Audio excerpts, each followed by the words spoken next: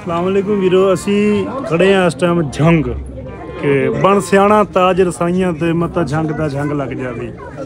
झंग बाबे तालब दा, झंग मंसूर मलंगी दा, झंग हीर रांझे दा, झंग पंजाब दा सकाफती दारुल खिलाफा।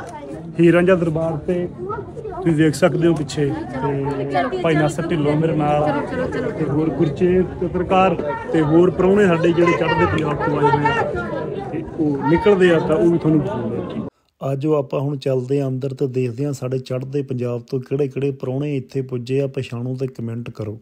ਕਹਿੰਦੇ ਆ ਹੀਰ ਰਾਂਝੇ ਦੀ ਕਬਰ ਆ ਕਿ ਦੋਨੋਂ ਇੱਕੋ ਹੀ ਕਬਰ ਦੇ ਵਿੱਚ ਦਫਨ ਆ। ਅਲੱਗ-ਅਲੱਗ ਕਬਰਾਂ ਇਹਨਾਂ ਦੀਆਂ ਰੱਬ ਵੱਲੋਂ ਵੀ ਮਨਜ਼ੂਰ ਨਹੀਂ ਸੀ, ਨਾ ਹੀ ਬਣੀਆਂ। ਅਤੇ ਆਹ ਇੱਥੇ ਪਿਆ ਹੋਇਆ ਪ੍ਰਸ਼ਾਦ ਲੂਣ ਨਮਕ। ਕਹਿੰਦੇ ਰਾਂਝੇ ਦੇ ਲੂਣ ਦੇ ਵਿੱਚ ਵਫਾ, ਤੁਸੀਂ ਵੀ ਖਾਓ ਤੁਹਾਡੇ ਵਿੱਚ ਵੀ ਵਫਾ ਆ ਜੂਗੀ। ਅਤੇ ਇਸ ਦਰਗਾਹ ਦੀ ਇੱਕ ਹੋਰ ਗੱਲ ਆ ਕਿ ਇਹਦੇ ਉੱਪਰ ਛੱਤ ਹੈ ਨਹੀਂ, ਕਿ ਸਿਰਫ ਚਾਰ ਦੀਵਾਰੀ ਆ। ਅਤੇ ਜਦੋਂ ਬਾਰਿਸ਼ ਆਉਂਦੀ ਆ ਤਾਂ ਕਹਿੰਦੇ ਪਾਣੀ ਵੀ ਇਹਦੇ ਅੰਦਰ ਨਹੀਂ ਆਉਂਦਾ।